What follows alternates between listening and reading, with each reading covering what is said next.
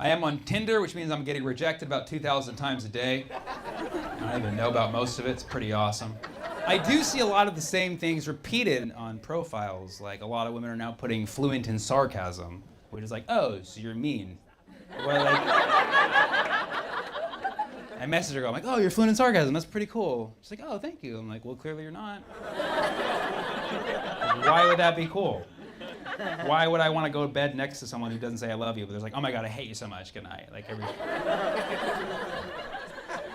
that some kind of special skill that I want? Like we go on a vacation, some guy passes out on the plane. They're like, quick, we need someone who speaks sarcasm. He only speaks sarcasm. It's like, I'm fluent in sarcasm.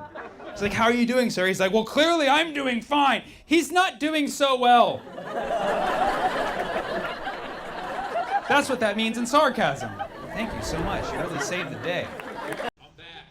I've been here, I've been home, I've been at the store. I just been going to the store.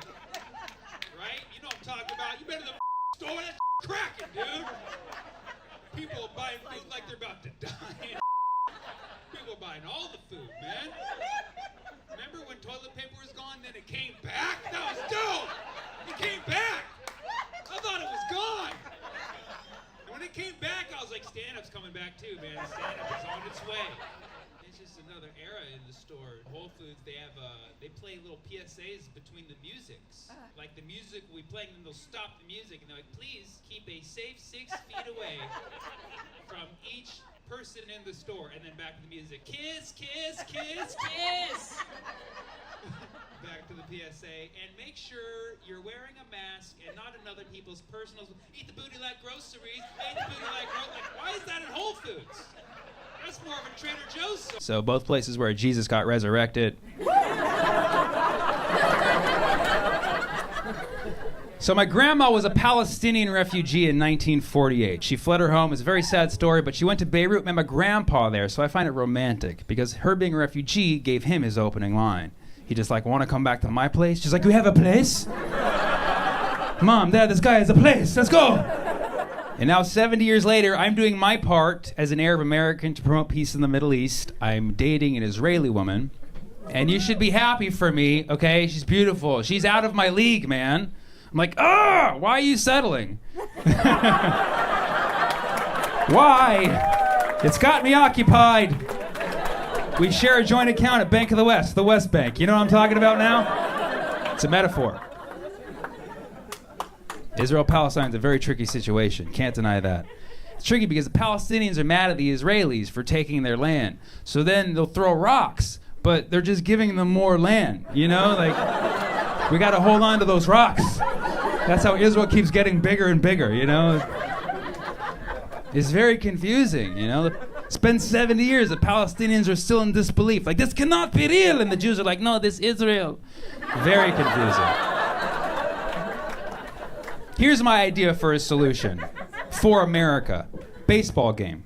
Israel versus Palestine. Think about it. This will give America a reason to start caring about Israel-Palestine. Sports are the one thing where we'll show up to the field when we know nothing about the people on the field. We'll be wearing the jerseys. People wear like a Star of David on a cap, Palestinian flag, with like fear the beard, you know? It could go either way. Finally, the kosher hot dogs would make sense, you know? And what a great matchup. Both teams have advantages, right? The Palestinians got the pitching arm, right? Israel's good at stealing bases. And they're both just trying to find their way home. Oh, it's time for a change-up, huh? Take me out to the ball game, Israel versus Palestine. Buy me some hummus and falafel. I don't care if this song is awful, so just root for the Middle East. If they can't find peace, it's a shame. Cause there's 1, 2 state solution at the ball game. A valedictorian just shot a CEO. Think about the symbolism there.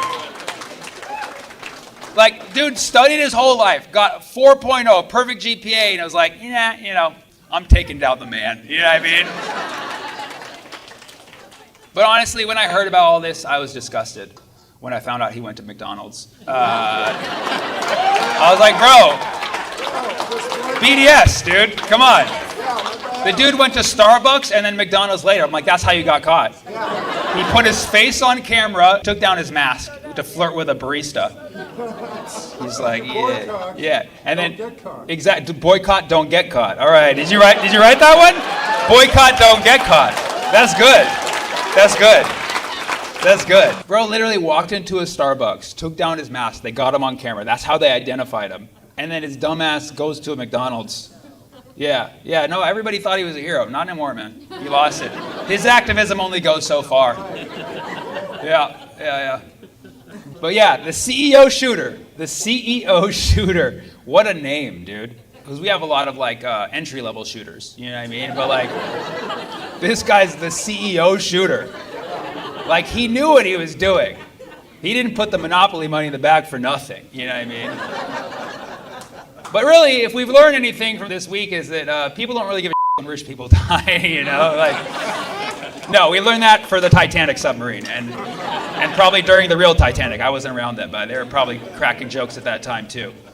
But yeah, we learned that people don't give a when the rich die, and we learned that a lot of assassins come from Pennsylvania for some reason. I don't know why that's like their thing. But it's such a weird story. This guy shot a CEO at 6 a.m.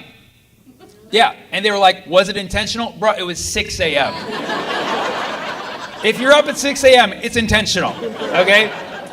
Listen, I'm never going to shoot anyone. I don't advocate violence. You're never going to see me shooting anyone. But if I really wanted to shoot someone, and you're like, the only way you can do it is at 6 a.m., I'm like, let them live. Let them live. They're not, bygones be bygones.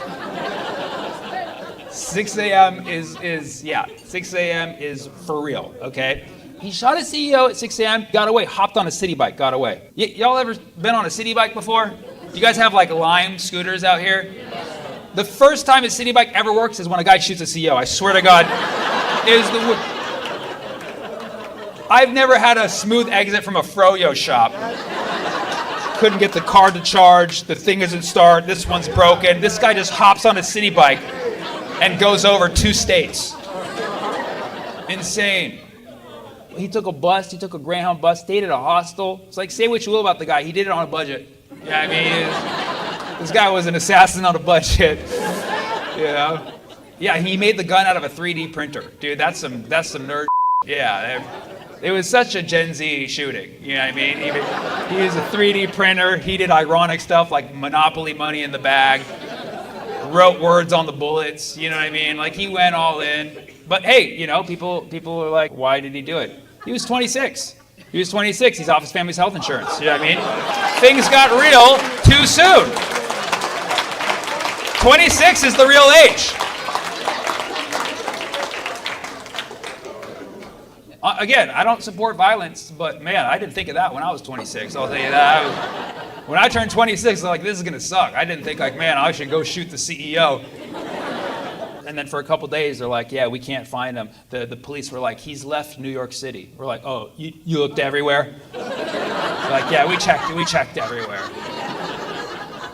It was this manhunt that was just going on, and meanwhile, all you have is these couple pictures and videos of him flirting at Starbucks, and it was just this big mystery. And then they catch him at a McDonald's. And rookie mistake, bro. Rookie mistake. The Golden Arches are no safe haven, okay? I mean, first of all, the irony. It's like this guy takes down a CEO of a big corporation, then goes straight to McDonald's. It's like, dude, what are you doing, you know? He's like, I like the Happy Meal. I'm sorry, you know? And then a McDonald's employee, corporate, snitched him out. And then got him. It's like, it's a sad story because like in the end the corporations win. It's not a happy ending. But I will say, the silver lining of this all is they identified him and determined that his name is Luigi. That was the happy ending. Luigi! Hey! Luigi! I'm like, finally something fun, you know? Right? That's one for the ages. Luigi, hey! You know? But people are still asking, like, what was his motive? Why did he do this? What was his motive? Dude, it's obvious.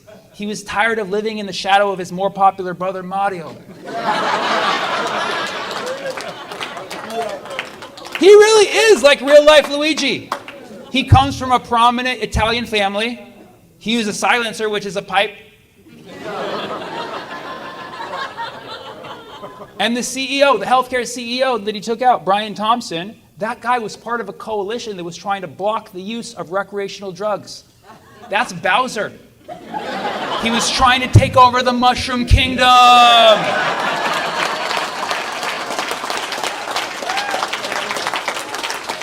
I was hoping that would work.